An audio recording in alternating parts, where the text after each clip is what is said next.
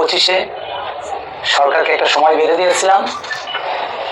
15 ডিসেম্বরের মধ্যে আমাদের নবম পে স্কেলের গেজেট প্রকাশ করতে হবে, না হলে আমরা 17 তারিখ সংবাদ সম্মেলনের মাধ্যমে আমরা কর্মসূচি ঘোষণা করব। ইতিমধ্যে আমাদের নেতৃবৃন্দের, জোটের নেতৃবৃন্দের আলোচনার প্রেক্ষিতে আমরা অর্থ মন্ত্রণালয়ে সাক্ষাতের জন্য আবেদন জমা দিই।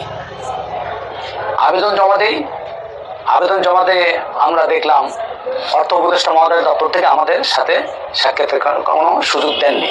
বিধায় আজকে আমরা আমাদের পূর্ব নির্ধারিত সময় 26 তারিখ আমরা প্রজাতন্ত্রের নবম পে স্কেল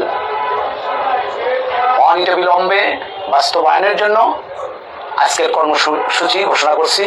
আমি কর্মসূচি আপনাদের অবগতির জন্য, প্রিন্ট মিডিয়া, ইলেকট্রনিক মিডিয়ার অবগতির জন্য, আইন প্রকারী সংস্থার অবগতির জন্য তথা গোয়েন্দা সংস্থার অবগতির জন্য উপস্থাপন করছি।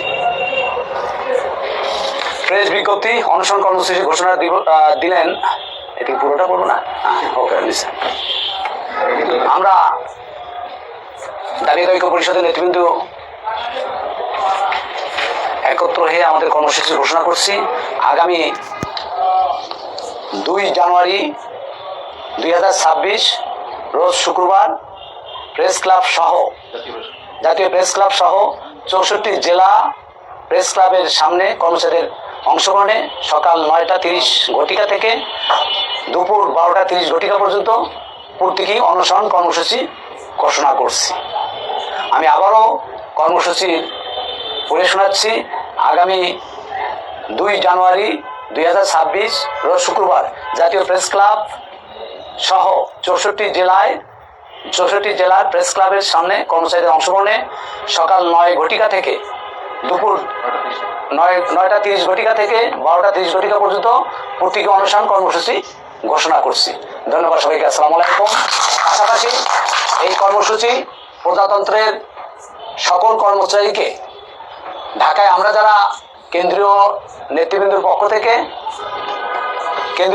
পক্ষ থেকে ঢাকা প্রেস ক্লাবে যথাসময়ে উপস্থিত হয়ে আমরা ঢাকা প্রেস ক্লাবে কর্মসূচি পালন করব। আর পাশাপাশি আমাদের 64 জেলায় যে সম্মানিত জোটের নেতৃবৃন্দ আছেন তারা স্ব জেলায় প্রেস ক্লাবের সামনে একই সময়ে তারা কর্মসূচি পালন করবেন। আর তাদেরকে আমাদের এই নবম পে স্কেল বাস্তবায়নের জন্য এই কর্মসূচি পালনের সবিনয়ে অনুরোধ জানানো হলো। উল্লেখ্য যে বাংলাদেশ সরকারি কর্মচারী দাবি ঐক্য পরিষদের সকল কর্মসূচি আগামী জাতীয় সংসদ নির্বাচনকে বাধাগ্রস্ত না করে অনুষ্ঠিত হবে। নির্বাচন কমিশনে ঘোষিত নির্বাচনের সকল কাজে কর্মচারীরা অংশগ্রহণ করবেন। উক্ত সম্মানিত নেতৃবৃন্দ, আমরা প্রজাতন্ত্রের কর্মচারী হিসেবে সম্মানিত নেতৃবৃন্দ, আমরা আগামী 2 তারিখ যে প্রতীকী অনশন কর্মসূচি পালন করব। এরপরও সরকারের পক্ষ থেকে পে স্কেল বাস্তবায়নের কোনো দৃশ্যমান উদ্যোগ দেখা না গেলে আমরা অনশন শেষে পরবর্তী কর্মসূচি ঘোষণা করবো ইনশাআল্লাহ।